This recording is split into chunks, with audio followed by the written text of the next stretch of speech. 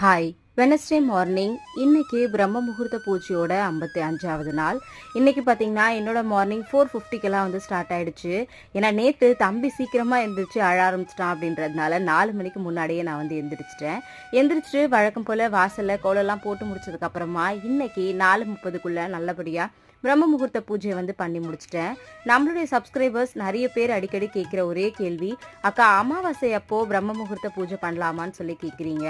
ஆக்சுவலாக பிரம்ம முகூர்த்தத்தில் நம்ம விளக்கேற்றும் போது அமாவாசை, கிருத்திகை, பௌர்ணமி இந்த மாதிரி எந்த கணக்குமே வராது அப்படின்னு சொல்லி பெரியவங்க சொல்லி நான் கேள்விப்பட்டிருக்கேன். அதனால நான் அமாவாசை இந்த மாதிரி நாளில் எல்லாமே பிரம்ம முகூர்த்த பூஜையை வந்து பண்ணிட்டு தான் இருக்கேன். உங்களோட மனசுக்கு எது சரின்னு படுதோ அதை வந்து தாராளமாக பண்ணுங்க.